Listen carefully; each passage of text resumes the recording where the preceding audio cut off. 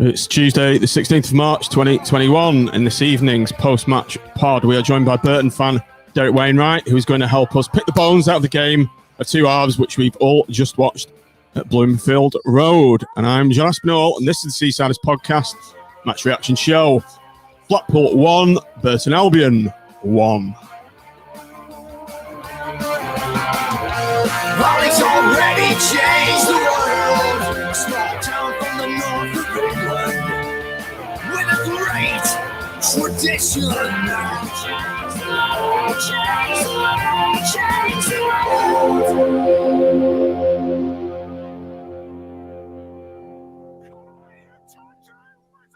Good evening, everybody. Welcome back to the Seasiders podcast match reaction show. Joining us on the pod this evening is Derek Wainright, who's a Burton fan. Derek, you never actually met us. We're the other half of the podcast, and I believe you've... All right. Yeah, it was the other half last time. Yeah, the other half on the preview show. We do all the ranting and swearing and the... Well, that's more like it for me. All right, you're in good company then. Yeah. So could you just introduce yourself very quickly to those who don't know you, and the very interesting fact that I remember hearing about you when you were on the preview show is that you're a professional drinker in some way. Yeah, it's got to be done. So, as you know, Burton's a brewing town, so I've worked for all the big breweries around here, Carlsberg, Molson Coors. Beer tasting was part of it. And we're trained, not a batch of beer leaves the brewery until it's been quality tasted. So that's my background. So I've been in the brewing industry pretty much all my career, but I no longer work directly for a brewery, but we supply breweries. So, yeah, that's a tough job, but somebody's got to do it. I'm beer judging at the moment for the London Beer Competition, so I've got 44 beers to judge, and I'm doing that, and I've got Cheltenham on in the background. Do you want to sponsor us, Derek? Well, I got Trevor Hemmings, the brother-in-law, is the accountant for Trevor Hemmings, and he had a 28-1 winner today. So we had a nice couple of quid off that. Very nice. He's the chairman of Preston. I guess you know that already, don't you? Yeah. Bless it. But yeah, thanks for bringing me on, guys. Love it. No worries, Derek. We're glad to get your input on very shortly. Welcome, Tin. Good evening. How are you doing? Evening, yeah. I feel a bit better after 90 minutes than I did after 45. But I could hear the sound of those knives sharpening just from down the road after that first half performance, but they've been put back in the sheath, haven't they? I think so. But obviously, as we go on to discuss, I don't think you could have a starker contrast between halves of football for both. Well, more for us, I think, more so than Burton, but we'll see. And good evening, Matt. How are you doing in South Shore? Yeah, I'm all right, mate. I'm just slowly coming down from that. It's quite a stressful experience tonight, really, all in. But just about got through it. I wish it was one of those games, rather. I wish, obviously, we were at the ground, because that second half, we'd have tried to obviously suck the ball in the net, wouldn't we? But not quite good enough, unfortunately, in the end. Okay, let's get going then. Welcome to everybody on the stream. Thanks for joining us. Do get your comments in. The first one by Phil is Critchley out. It's so predictable, isn't it? The next one will be Kai in. Yeah, we've got another Steve. I think that's to you, Derek. I want that job. I think. Right, yeah. It's not as easy as it sounds, but there we go. I think you made a lot of listeners and viewers very jealous there with your job description. But yeah, well, it's a tough job, but somebody's got to do it, I guess. Yeah, there's quite a few of it about, actually. Yeah. Is there? More tasty. They're only kind of part-time jobs, so you fit it in with the job you're doing at the brewery, so it's not like a 40 hours a week thing. So just while we're on that, what do you do? Do you like dictate tasting notes? Or how do you actually go about tasting a beer professionally? Well, one we all know is Carling. So Carling's got its own profile. So the first thing you do is make sure it tastes for its profile, so it does the right flavour. There's something called DMS in beer, which smells a bit like sweet corn. So it has to have a certain level of that in it. And you're also, that's one side of it, so checking that it's actually the right flavour profile. And then the second thing is looking for any defects. We've all picked up a bottle of beer in a green bottle and it smells like weed. That means, it's light struck. So the sunlight has affected the hops in the beer and it affects it. Plus, there's 52 different flavour problems, if you like, which I can't pick up. I can probably pick up 25, and there's a room of 12 of us, so all of us in the room between us would all pick up different problems if there was with any batch of beer. And do you do what you do with the wine, where you swill it around and spit it out? No, thankfully, down it in one. Different, because how you taste bitterness at the back of the throat, which is why you drink a hoppy beer. Because Burton's most famous IPA originated in Burton, so Indian Pale Ale came from here, and that's particularly, hoppy beers are quite bitter, so you need the bitterness at the back of the throat. So unfortunately, we have to drink it. But yeah, so we're particularly got a glass of this size, and we'd probably have that much beer in it because you need. Well, but again, we wouldn't drink it all, otherwise we would drink in 10 pints a day, which used to happen frequently at the brewery. I used to work with guys that drink 20, 30 pints a day, every day. No longer with us. Obviously. There's a surprise. It was, yeah. But hey, sorry. Let's get back to football, guys. Sorry. I had to ask. Yeah, no, you're welcome. I'm not bitter about that job. Ooh. Tumbleweed going down again. Yeah. Right, let's quickly move on to the starting lineup. This might be very boring for you, Derek, so we'll try and fire through it as quickly as we can. Blackpool lined up as follows: Maxwell, Turton, Ballard, Husband, Garbutt, Dougal, Virtue, Mitchell, Kai, Sims, and Yates. Tim, your first thoughts when you saw the lineup there? Well, we knew Stewart was going to be out, didn't we? So there was always going to be a change centre mid. Obviously, the two other things stood out for me. One, obviously, was say here. Yeah. Oh, well, it's coming. Actually, Sean McGinley was saying something on Twitter about how big my head will be when he gets on the pitch. But CJ, obviously, completely taken out of the squad, was perhaps a little bit of a surprise, wasn't it? I don't know whether it's he's got a little bit of a knock, or whether they just felt that he needed a rest. I suspect it's just the latter. Steve said he's injured. I didn't know that. And then the second one was my young protege, Bradley Holmes, making the bench at home for the first time. I think he was on the bench at Fleetwood in the Mickey Mouse Cup away, but that's great to see. And hopefully we'll see him on the pitch before too long. So they were sort of my observations. Nothing else really surprised me. Again, this continued absence. You couldn't really drop Turton, could you, after Saturday? To be fair, no. But it does worry me a little bit that Gabriel's been left out as long as he has been. But I can understand that. I wouldn't have changed it. I don't think you could. It would be soul destroying for a player to be man of the match and then get dropped, wouldn't it? So yeah. Just for reference, Derek, Brad Holmes, our sub, is a player that Tim's coached all the way through. Right. Youth level, just youth football, kids football, and he's. That's nice to see him come through, isn't it? I can't actually take credit for coaching him all the way through youth football, unfortunately, as much as I'd like to. So only till he was about 10 years old, just under. I think he was either 9 or 10 when he went to Liverpool. So I think, to be fair, I think they probably could coach him slightly better than I could. So. No, I didn't know this, Tim. I thought you'd coached up until like 15, 16. No. Six till first. The formative years. The wonder years, John. You gave him his grounding and everything he knows in football, yeah. Yeah, exactly. Who was the lad in blonde hair in your midfield? Because I thought he had a good first half. Yeah, Kenny Dougal. The surfer. Yeah. Yeah, looks a bit of a dude, but he had a good. Yeah, played well both halves, but he was my standout player for you the first half, I thought. Interesting. Matt, just quickly over to you. Your thoughts on the lineup before we get going on about the match. Yeah, I thought the two lads who came in for Stuart and CJ were pretty much like for like as much as we can do. So I think after the last couple of results, they didn't want to sort of rock any boats, and I think Turton staying in was a bit of an obvious one, I guess, given that his last performance or two plus playing against. Obviously, we found out firsthand was a very direct and sort of physical Burton outfit. So I think Turton would have been a bit more suited to that overall. Right, Derek, any surprises in your lineup? Were you happy with is it a case of as you were? Pretty much. Games? I mean, we normally have the ex-Lincoln lad at the back, Boswick, the big lad. So another big physical presence, which I think is out injured at the moment, in all honesty. So yeah, pretty much the lineup that we'd expect. And Yeah, set up that. Mancienne normally plays in front of the back four rather than in the back four, and strolls around in midfield like he was strolling around at the back. So you can still see he's got that class, can't you? Yeah, even definitely. Though he's 34 now. But yes, pretty much as expected.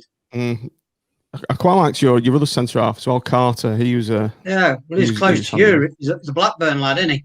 Oh, is he really? Yeah, we got him on loan. I mean, all that team, there's only Aitkins and Edwards, which played against you the first time, I think. Even Garrett, the keeper, didn't play against you first time because we've got O'Hara, the ex-Man U lad. He's now number 2.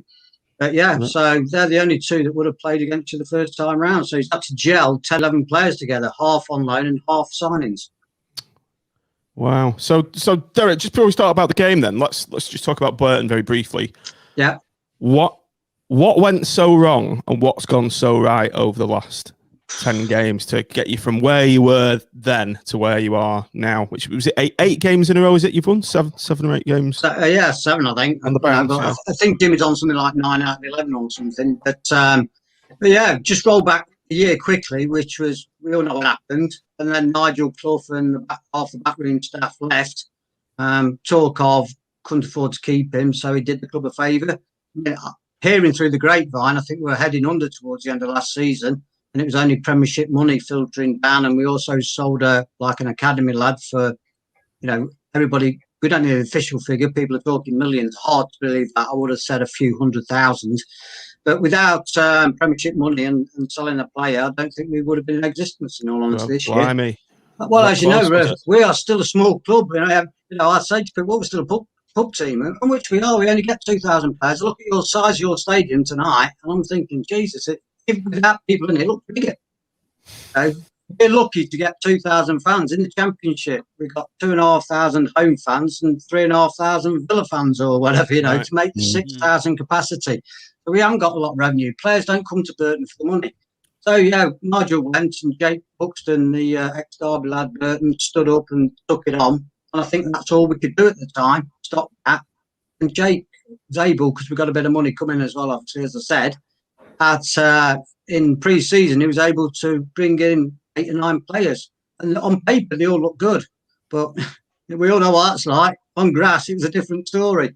And I think some players sadly let him down. And, Jimmy came straight in and offloaded loads of them. So we're carrying dead woods. They just didn't put a shift in. Boswick was probably one of the few exceptions.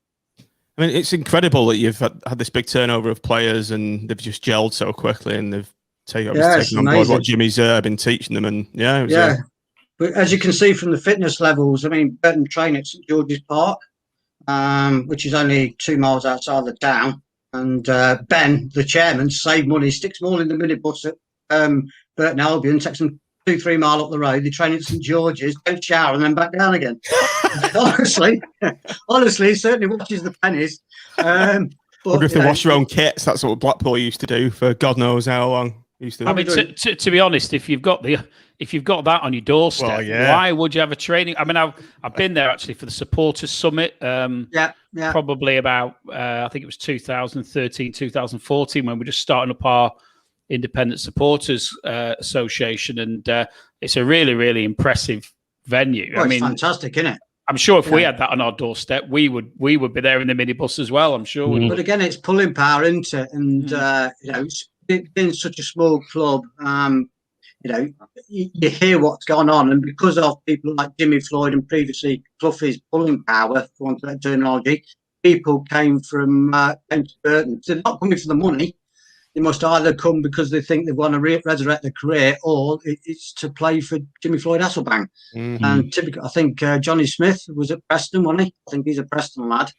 And he was heading to Shrewsbury, and he wanted to come play for Burton, I believe, because Jimmy was there. Yeah, I suppose they'll also see Burton as, I guess, like a stepping stone, possibly for maybe just getting a bit of exposure and moving on to potentially bigger, better things. Obviously, you're right slap bang in the middle of the country, aren't you? So there's quite a big sort of catchment area for those players who do well to go on to something else, perhaps. Yeah, furthest town from the sea.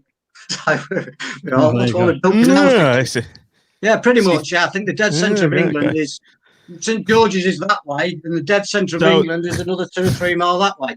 So, Derek, if you ever went on Bullseye, you'd be guaranteed to win a speedboat. Oh, so yeah, I think they actually use Tamworth, which is 8 miles the other way. It's on that phrase, but yeah, we're certainly dead centre. But ironically, my mum lives in Morecambe now, so there you go.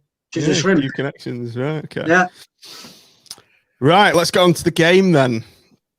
So, Derek, we've got this bit of because Blackpool, we've been starting first halves in games ridiculously slowly and lethargic, and we've been saying this thing. They've been smoking things before the match. Yeah, right. And we've got this saying pre-match bongs or halftime bongs because we either start the first half really slow or the second half. And I think it was first half again, but Burton have come out of the traps really fast, high pressing, high energy, and dominated, I'd say, the first 15 minutes of the game. Bar we had a Dimitri Mitchell shot on 6 minutes, but apart from that, there was only one team in it for me. Yeah, that's a fair summary. And, obviously the wind played a part in that, but me, for one, was critical of Burton doing what you just said, coming out very slowly in some games. And we were holding on for the first 15, 20 minutes. Like when we played Northampton away and we won 2-0, the first 20 minutes, Northampton could have had 2 or 3. We did have that habit. We seemed to have kicked that habit over the last 3 or 4 games. Rather than defend and try and nick a 1-0, we've gone the other way and said, right, let's get the goal first and then hang on if we're away from home. But yeah, and I think the wind also, we saw second half, was a massive factor. Yeah, you had a substitution on 14 minutes. Danny Rowe unable to continue, replaced by Joel Parr. I thought it was the Danny Rowe from Fylde at first. Oh right, yeah. There's another. Where's the bloody direct? I can't remember where he came from. Yeah, he's at Bradford, isn't he now? So. Yeah, he's at Bradford. Right. Yeah, hot shot striker from non-league, played for FC Fylde. Yeah, I thought it was the same. That seemed to ever so slightly ruin your flow. Yeah, you were on us, and for the first 15 minutes, and it just you lost a bit of momentum, but soon got it back. I think. Yeah, a bit of confusion there. I mean, the lad that came on, Joe Powell, he's West Ham or ex-West Ham. Very nice football. I mean, I like his football, but obviously he doesn't work as hard as some of the others. So you've always got that balance, haven't you? Do you put a flair player in, or do you want somebody in there to graft? And obviously they put a bit more of a grafter in, and it's a bit odd the way it went off, though, wasn't it? It's like, I'm late for my bus. I just gone down the tunnel. I saw them lot. I'm off, mate. Yeah. So, Tim, talk to us about Blackpool's start. Burton have had 2 massive chances to go ahead on 19 minutes when Hayden Carter's he's had the freedom of the 6-yard box. Fortunately for us, he's just headed it wide. You'd have thought Blackpool would have heeded that warning, but they didn't, and we were all over the place in the first. Yeah, I mean, to be honest, right from the first minute, I think one of the first attacks of the game, Burton looked like they'd sprung the offside trap, and I think they were a bit unfortunate when it was pulled back. To be honest, when I saw on the replay, it looked very, very close. We just seemed very, very wasteful in possession. I mean, I'm a big Dougal fan. But I thought that first 15 minutes he was giving the ball away too much. He improved dramatically as the game went on, and I think I didn't realise it at the time, but I think that wind was having a massive effect. I mean, we heard Chizzy and Ben talk about it in the second half, but it sounded like, to be honest, the first half I just thought they'd put the pitch side mic in a wind tunnel, but perhaps it was worse than we perhaps realised.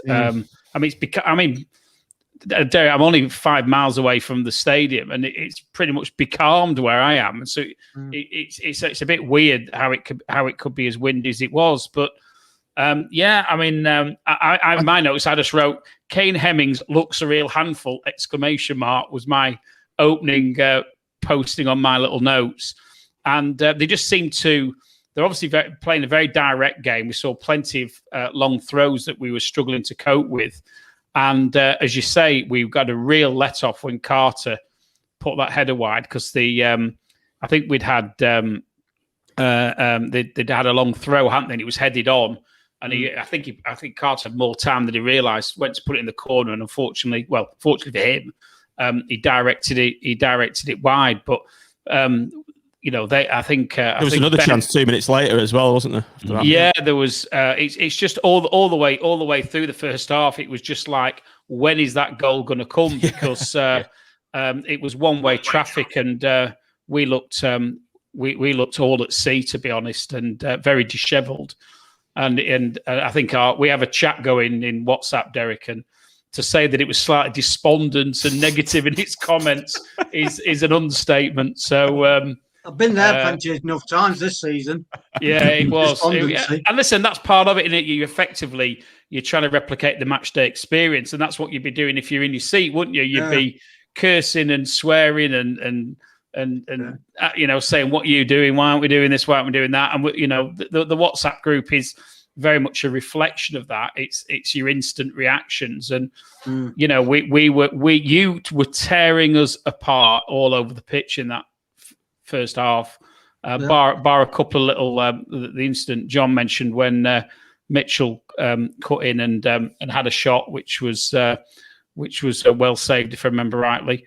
But other than that, I'm struggling to remember a chance that we had.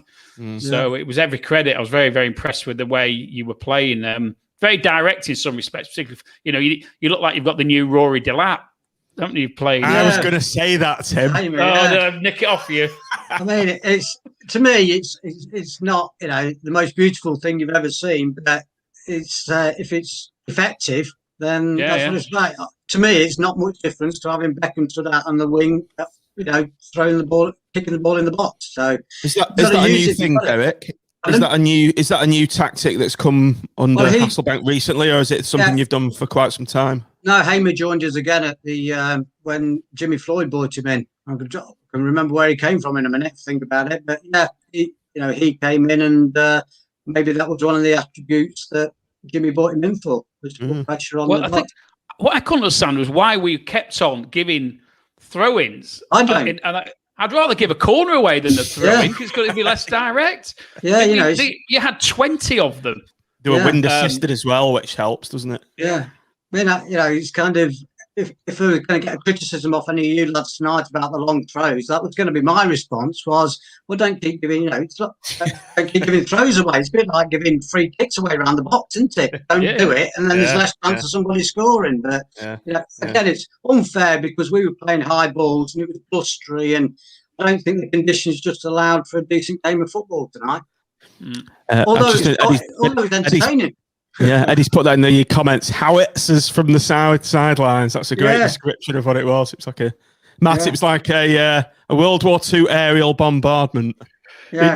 It was. I mean, on my notes, I put that signed Dave Challoner, so it's the same sort of long throw specialist. But my notes, I just put long, direct, high tempo, pressure, and game plan, because that's obviously what has served them well over the last few weeks, really.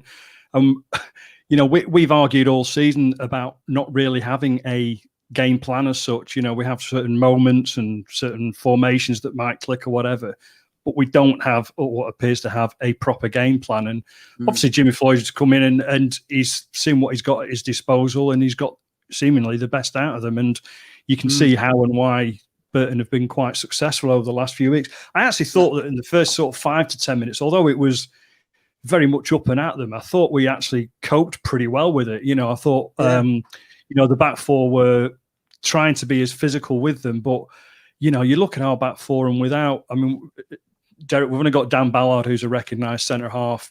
James Husbands are generally sort of like a left back, and he was playing left-hand side centre half.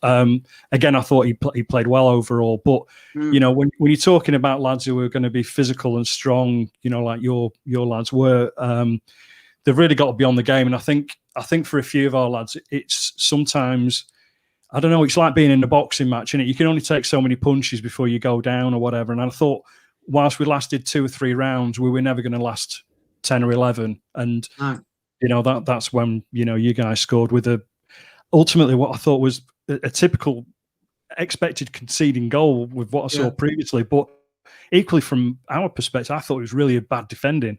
So that was even more annoying when he should be sort of switched on against what you knew was going to happen, but they just seemed to switch off. And I think it was 2 free headers, wasn't it? Like we said. It was, a bit disappointing that, but it's very typical of our starts to the season, unfortunately, or starts to any game. We also gave a call away because there's actually a good curled shot, wasn't there, from, I can't remember which player of yours it was. I think it's Johnny Smith. And I think I actually don't blame Maxwell. Maxwell, I think, probably saved it when he didn't need to, but when it's curling like that, you don't want egg on your face by it sneaking in at the back post. So, but yeah, it was and it going through his legs, didn't it, for the goal? But well, what you did first half today was only let one goal in, and our high pressing against Crewe on Saturday. I mean, their fans are very critical of them giving the ball away and allowing us 3 goals, but they did, because that high press, they were under so much pressure, they were losing the ball and allowing us to get in. Whereas, maybe a bit of criticism for not picking up the second balls of your guys in the box, but you did only let 1 goal in. Yeah, I think also we did sort of stick at it, and I thought after sort of 30, 35 minutes, we started to play a little bit, which was obviously the preempter to what was going to happen in the second half, and it looked like we had a little bit more control over it in a with a very small C, it has to be said. But it sort of gave us a bit more potentially hope for the second half, really. But in between all that, there was, quite frankly, there was a lot of large Ross as well. Anytime we did have the ball, we just didn't control it particularly well or look after it well enough. And, as Tim mentioned earlier, we just don't and haven't created enough opportunities going forward for a long time now.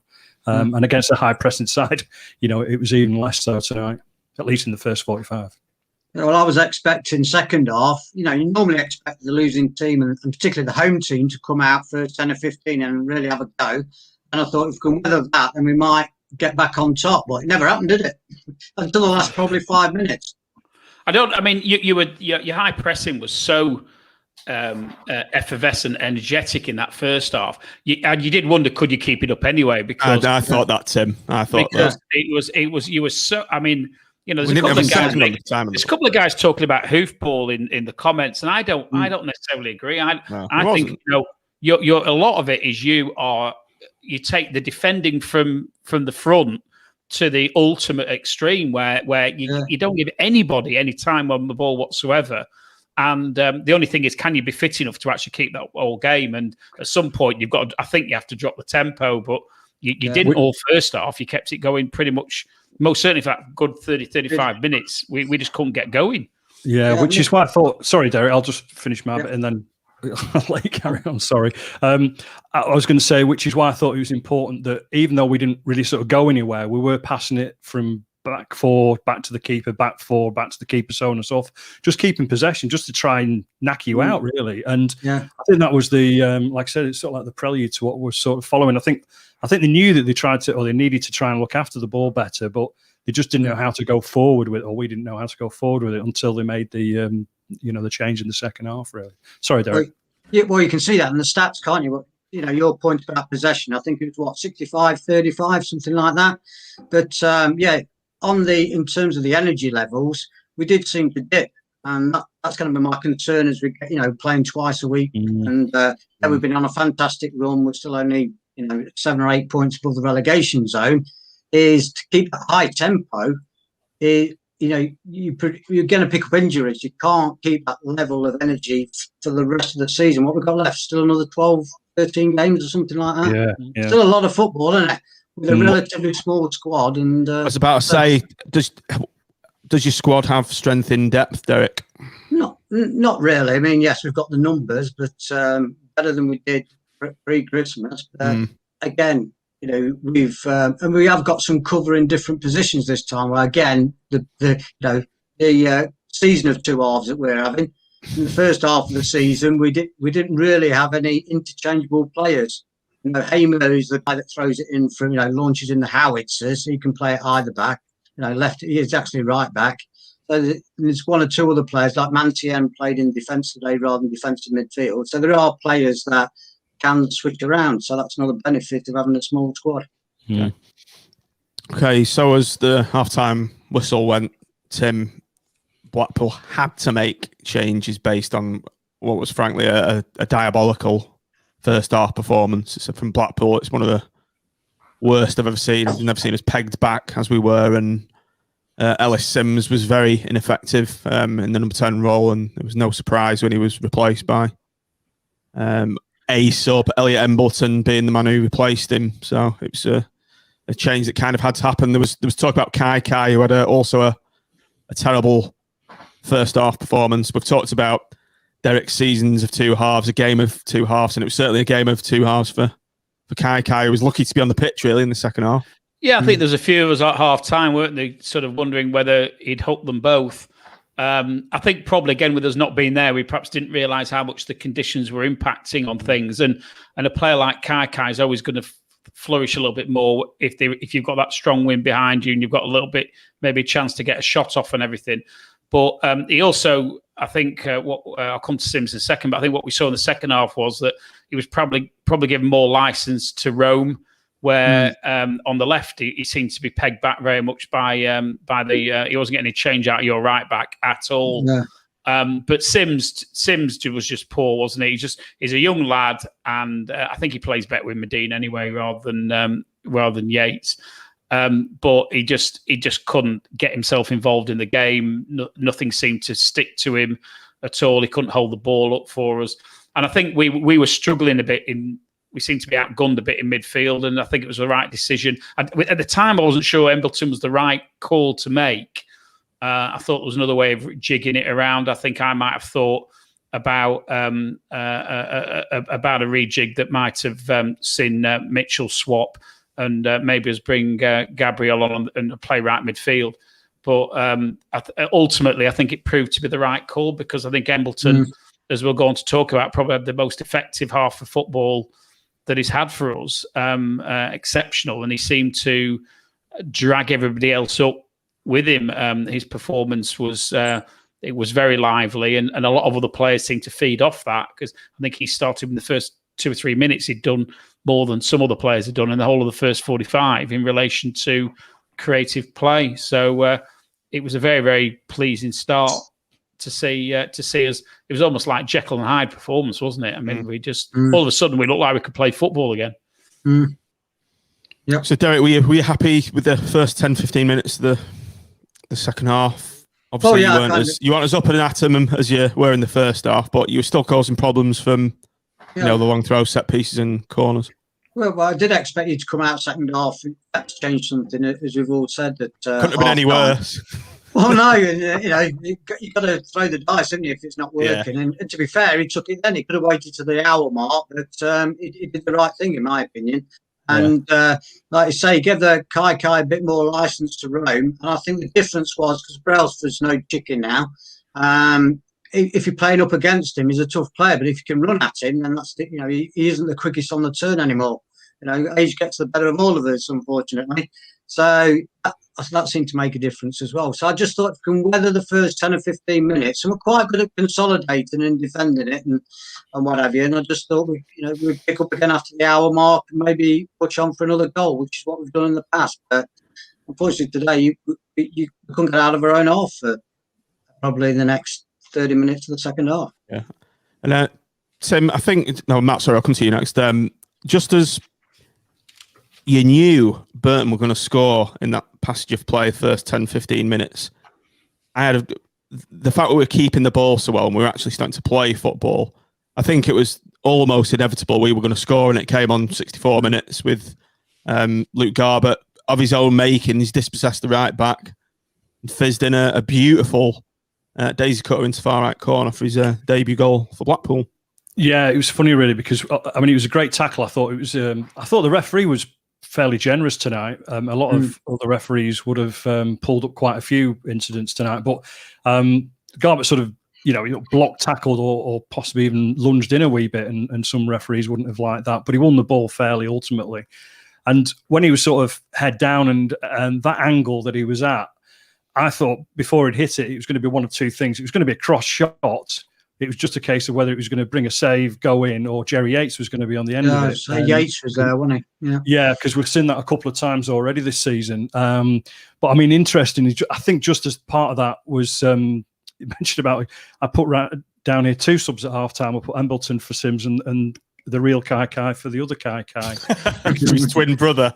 Yeah, because he sort of instigated the move just prior to that, and won the ball in their penalty area, if I remember rightly. But it was, a deserved equaliser, given the start to the second half. I put in the chat that we had that Tim mentioned earlier, that if we were just a bit braver in possession and go a bit forward with the ball as opposed to going long with it, we might get something out of it.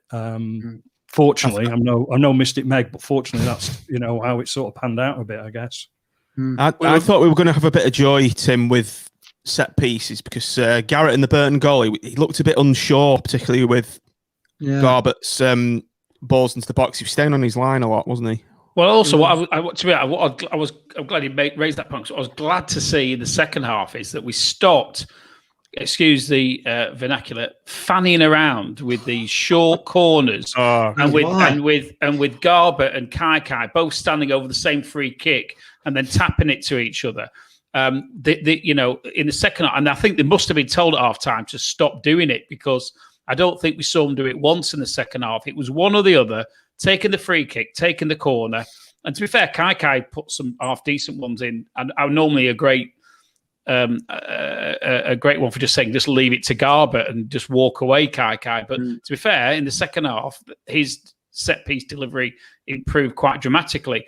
But both were more effective just by getting on with the job and doing what was required rather than actually messing around with it. And just generally, we saw lots of decent interchanges going down, particularly down in the channels, didn't we? I think Embleton's ended up bananaing one over the goal. But the build-up in the play was really good to watch, and you saw Dougal getting involved and Virtue getting involved, nice little triangles. And it's the stuff that really you want to see us try and play. And when you compare with last week when we beat MK, when we were dreadful in possession all game, at least today we're only dreadful in possession for 45 minutes. In the second 45, we actually played the way that we all know that we can. And it was all of a sudden, everybody's spirit lifted, didn't they? All of a sudden from half time being really down, within 10 minutes, this is what football does to you, isn't it? Within 10 or 15 minutes, all that chat has gone massively positive. Negative. It was so negative, wasn't it?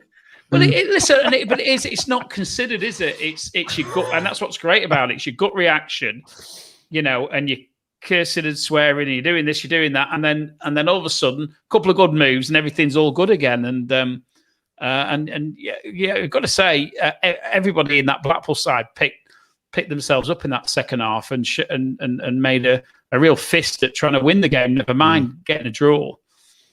We certainly did. I mean, after we've gone back on level terms, Derek, we've had another chance when Kai's twin. He's picked the ball up on the left-hand side and he's fizzed one just wide of the far post. So we're glad to see that go wide. And were you worried that Blackpool were going to impose themselves and go on to win the game? Yeah, I thought it was going to be, you're going to turn it around and make it at 2-1 at that point. And it was pretty much all one-way traffic, wasn't it? We weren't getting out of a box. We're partly sitting in as well, but it certainly wasn't the conditions that you could feel that, you could adequately just sit in there and try and soak up the pressure. We just couldn't get out for long periods, and Kane Hemmings got more and more isolated up front. And when we did get it up front, it came straight back again. So I think it was, it was well towards the end of the game before we're making any progress again. So, in the end, happy to settle for a 1-1. Matt, I think as you alluded to previously, Burton did sort of forge away back into the game in the last kind of 15 minutes. He stemmed the tide, I'd say, and it was a nip and tuck, really, for the closing stage. It could have gone either way. Yeah, I mean, I did actually write down that for a change, we actually did seem to have a plan B, and it was whether Burton were going to have a plan B, because they obviously seemed to play the same way pretty much for the 90 minutes. And I don't know, there's just fatigue on our, on the effort that we'd put in for the previous sort of 35 minutes that sort of, we I wouldn't say we put our foot off the gas by any stretch, but we just sort of ran out of ideas, and I don't know, could he have made another change? I'm not quite sure if it had maybe put possibly Grant Ward was on the bench. Ward was there, yeah. I was thinking about Grant Ward, but equally I was thinking, well, who's he going to come on for? Maybe Virtue, but Virtue played okay for the last 25 minutes. So it was probably in both sides. I think, given where both sides not necessarily are in the league. I think just watching the game in isolation, I think both at that particular point were possibly happy with a point. Neither of them obviously wanted to lose the game. And I was just, it's all hindsight and all the rest of it. But, we've missed Medine so much, and we miss Medine so much. And, we mentioned Sims earlier, and we haven't got our plan B in terms of anybody else helping Jerry Yates up front, really. And, that's still, I think that's still going to be our undoing ultimately. Overall, you think about the first half, the second half was arguably the best 45 minutes that we've played all year, really. Speaking of Jerry Yates, Tim, we almost had a chance to win it in the dying minutes, 89th minute. There was some a lapse in the Peterborough Burton. Where's that come from? From the Burton centre half, there was a mix-up, and Jerry Yates has found himself with a ball at his feet in front of goal, and although it was offside, but Garrett's made an absolutely superb save. He smashed it right at his feet. Yeah, the ball's just trickled wide, but the flag's gone up straight away. So I was up off my seat then. Yeah, and there was the Dougal sort of half scissor kick. If it was, I don't really call it scissor kick, but we'd had quite a good build up in that move as well. So we had a couple of chances, but then we had Maxwell fumbling the shot from the Burton lad, didn't we, as well? Johnny And, Smith, yeah. So it could have gone either way at the end, but I think probably in the end we're looking at and thinking I'd have taken a draw at half time. Let's put it that way. Oh God, no! We just need to keep winning away and drawing at home, and we should get ourselves in the playoffs. Yeah, it's right though. It was a Jekyll and Hyde performance. I didn't think there was any way we were coming back into that game. So, Well, you said that at half time, didn't you, on the chat? And you just said, "Can anybody see us getting back in?" I think quite a few said, it's probably the most stonewall away win you're ever gonna watch. So you've got to say it's a win for us, really, isn't it? It is. We won the half anyway, didn't we? Yeah. The last few minutes. Sorry, go on, Derek. No, I was just going to say, picking up on Tim's point about putting those subs on, I'm surprised that Jimmy and Dino didn't put on one of our subs because we do play this high energy game, and I was thinking, well, there's another game on Saturday. Give one or two of the lads a rest, but you've only made one change, haven't you, on 14 minutes and forced change. Then we've got another big lad that plays up front, Fondop as well, who's just joined the club 2 or 3 weeks ago, and he is a big lad. And I thought he might have brought him on and give Hemmings a rest for 10 or 15 minutes, but no, that didn't happen either. So, a little bit strange, that one. Yeah. So overall, Derek, your winning runs come to an end, but Blackpool haven't. I don't think we've lost since October, so it was a. You take a point there, I guess. That was my prediction to Tom pre-match that it was going to be 1-1. I have to make the most of it when I'm right. I'm wrong enough plenty of the times, but I just say the opposite to you. If we can draw away and win at home, then I'll take that. And if it has to come to an end with a draw, I'll take that over a loss and keep the confidence and the momentum going. And for Saturday, I can't remember who we've got Saturday at the moment, but. Let's take a quick look at the league table. Let you go in a minute, Dale. I'll have a quick look at the league table with you. Let's have go on, because I'm looked tonight. Let's have a butchers. So you are in 18th. Yeah. No, we've ruined your little green pattern there. Sorry about that. No, you can't do that. I prefer blue to red. You look pretty safe there, though, aren't you? What are you there? I can't see that well. My eyes are 8 points. Get your readers on, Tim. Yeah, I need my specs on. The thing is, all the clubs, including, with the exception of us, because we did keep winning, drew tonight, but all the clubs down there keep picking up points. Northampton will win a game, and the Wigan won tonight, I think, haven't they? Looks like Wimbledon have drawn. There's a big gap there, though, isn't there? You've got a 7-point cushion and games in hand. You would like to think so, but you start getting some injuries, and you sound like a Blackpool fan. Well, I'll be happy. Talking like that. Once we get to 50 points, I'll be happier. And as I said earlier, some of our lot are talking about the playoffs. I think they've been on the old too many pints of Carlin, or whatever they've been, or like you say, been on the old bong. But let's just get mid-table, and I'll be happy with that. I don't need any more stress of a relegation or a promotion battle. Thank you this season. Yeah, I mean, if you stay up from the start and the start that you've had, it'll be a great result for you. I'm sure you'll be fine anyway. Yeah. Northampton are absolutely terrible, so I can't see them staying up. But ironically, AFC Wimbledon were decent when we played them. They were with us.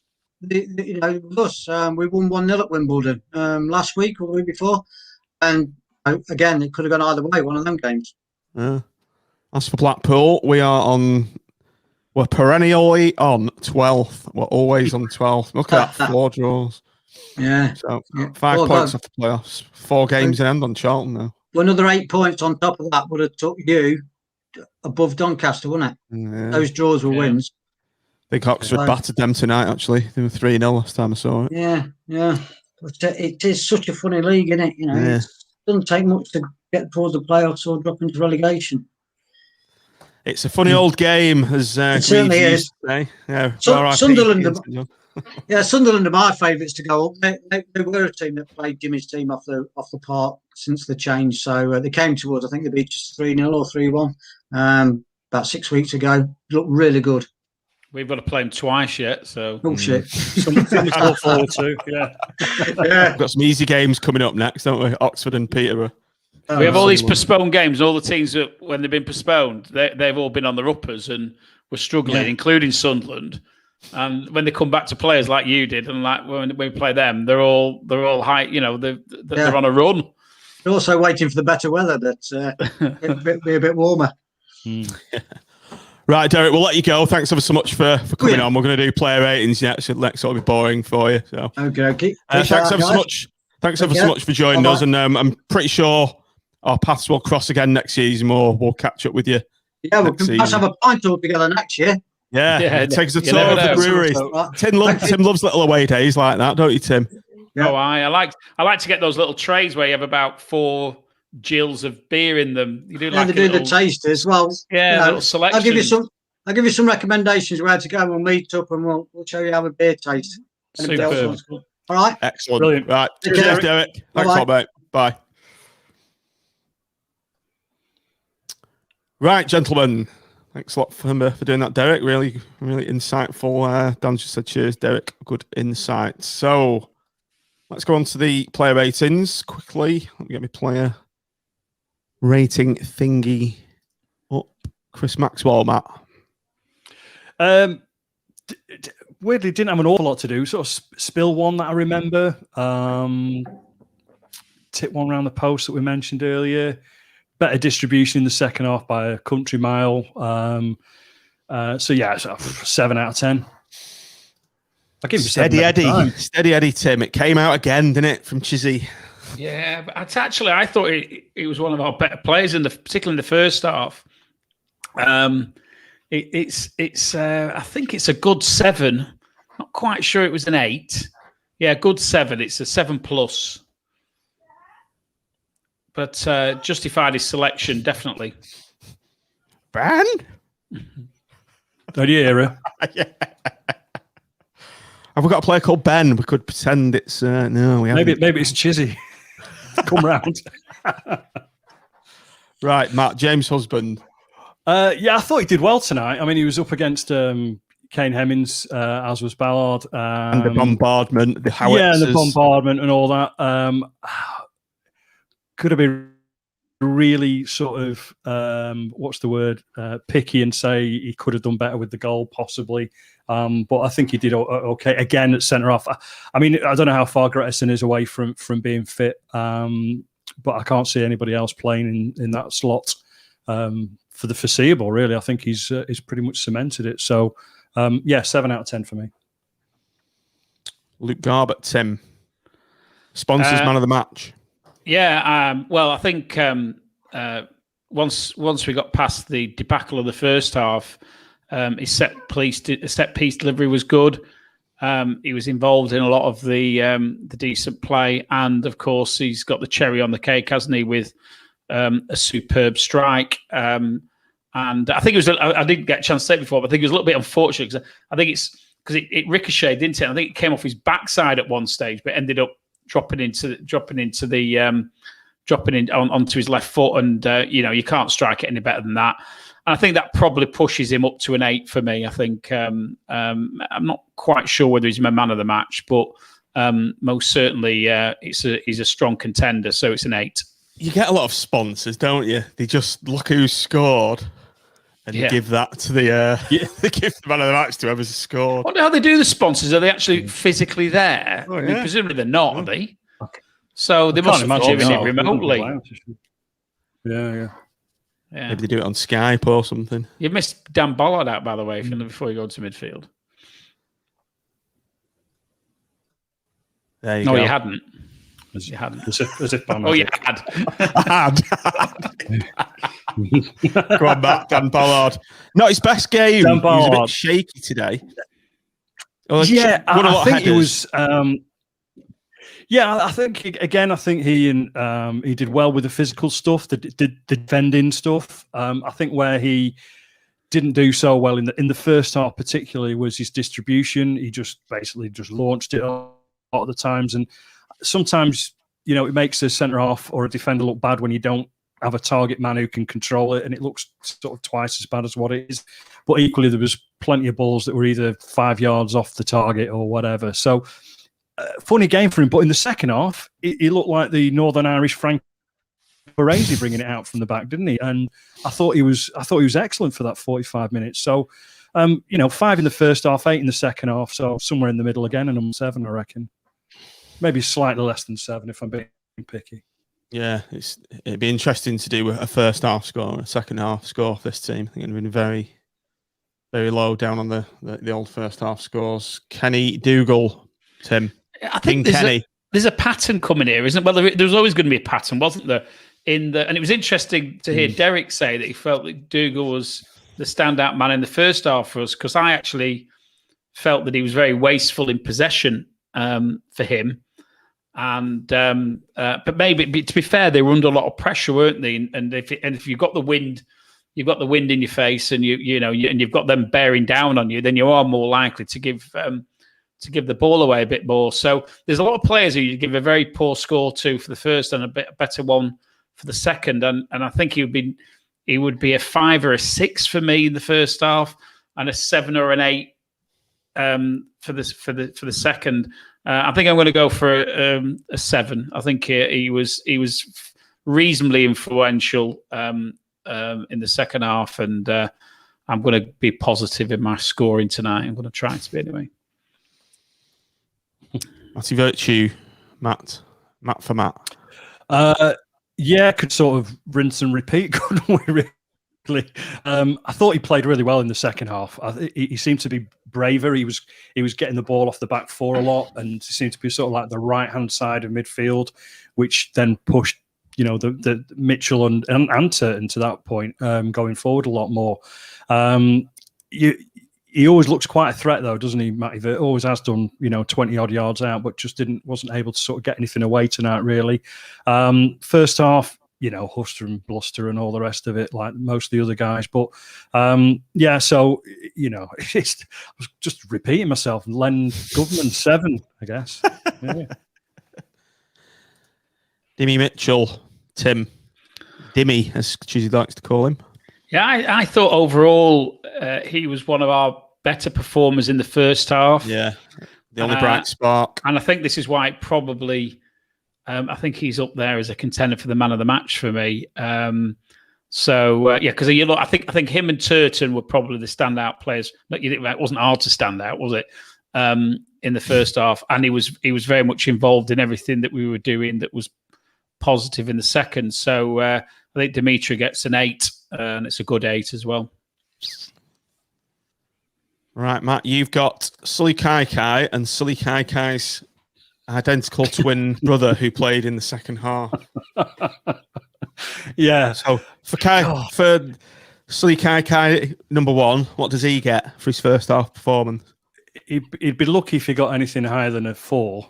And Sully Kai V2, second half. Double it. And this is the annoying thing about him. You can see he's nearly a 9 in the second half. Yeah, if he'd play, I'd have been up for giving him a 9 if he'd played that well all game. Chalk and cheese. Now, and whether this 45 minutes that we've just witnessed is now, I don't know, the way that we go and do things going forward, that remains to be seen, because you know, we've talked in the past about whilst Neil Critchley says in his pre-match sort of press conferences that we're concentrating on what we're doing. Every time there seems to be a lineup, it seems to be just to negate the opposition.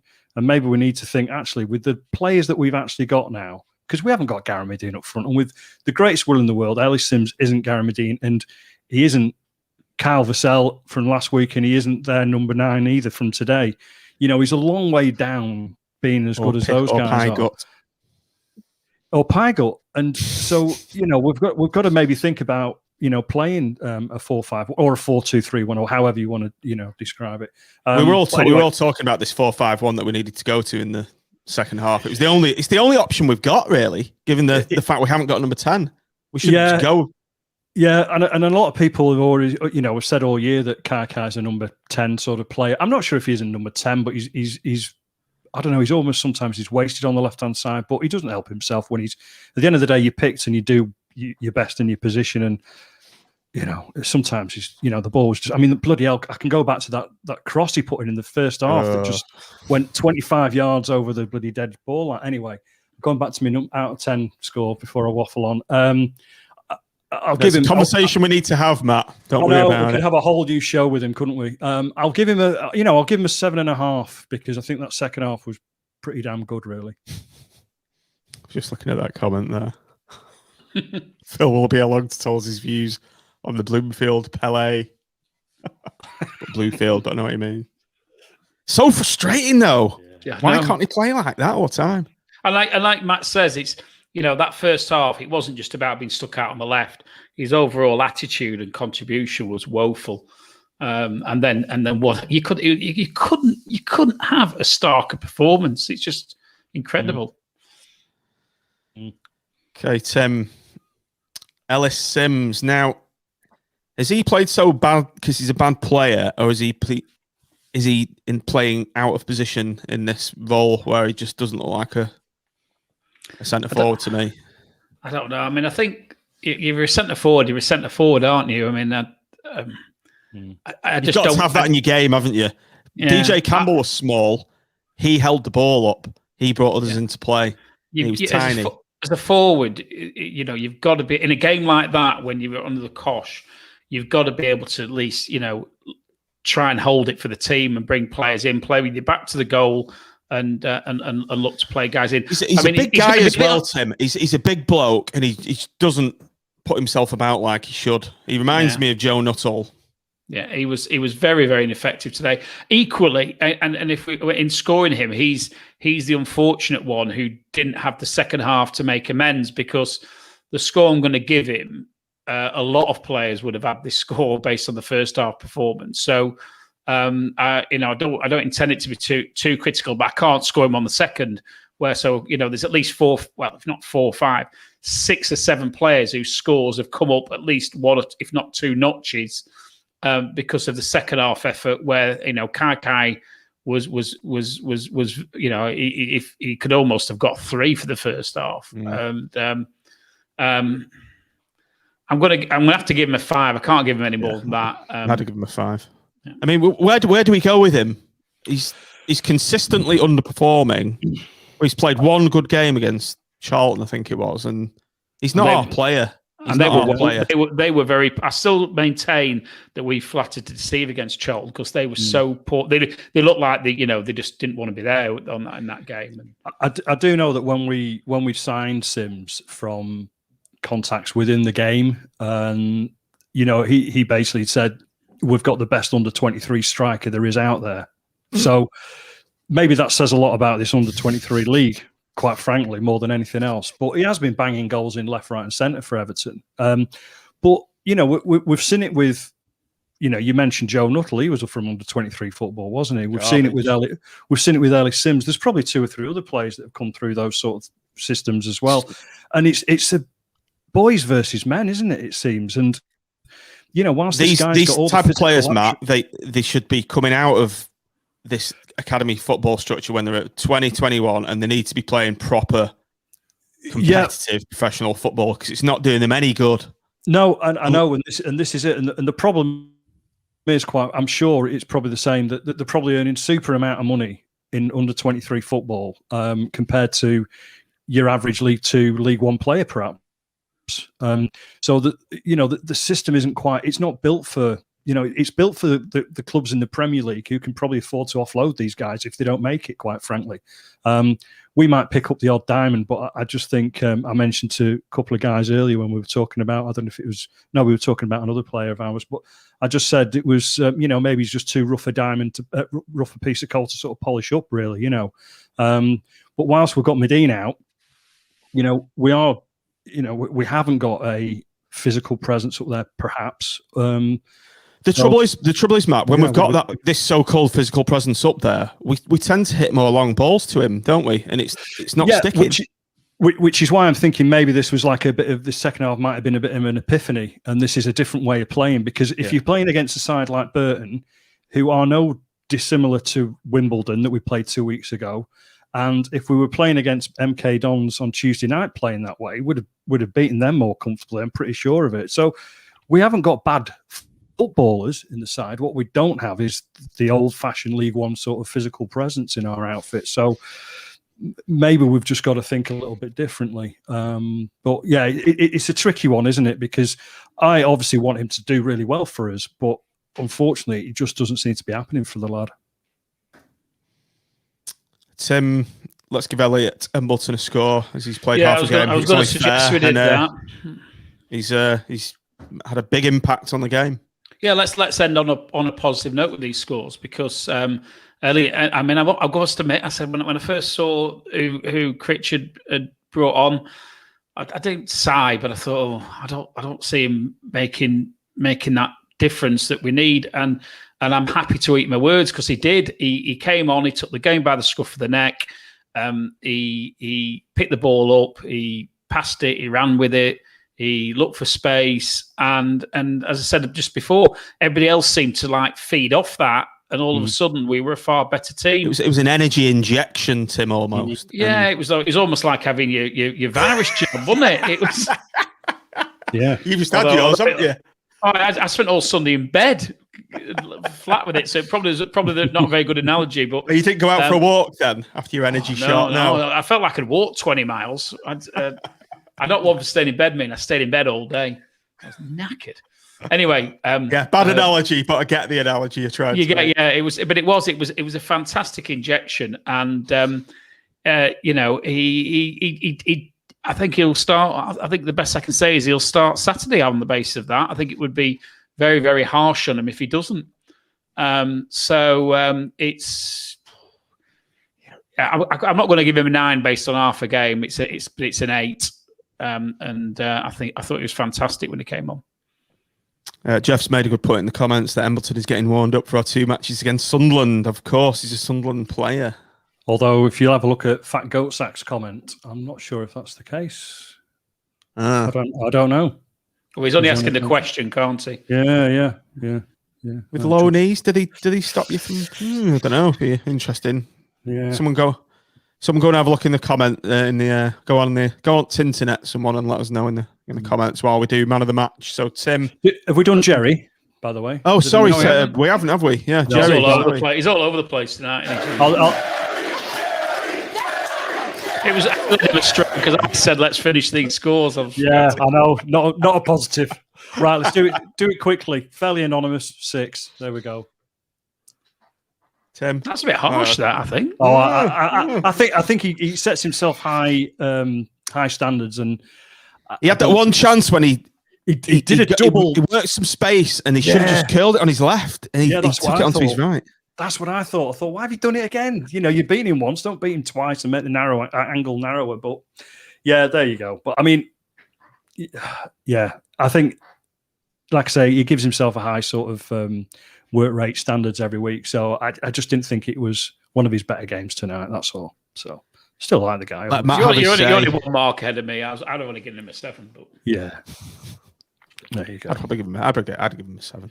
I don't mind being harsh once, twice. Right, man of the match, Tim. Yeah, a bit thin pickings.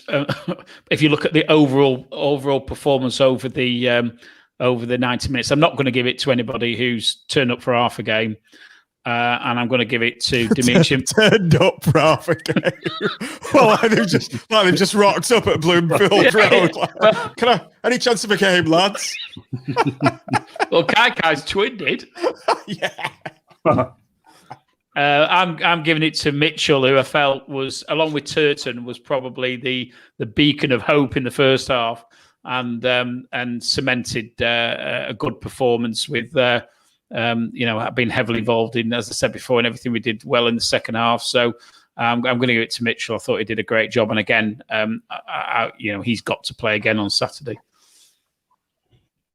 Mr. Smith.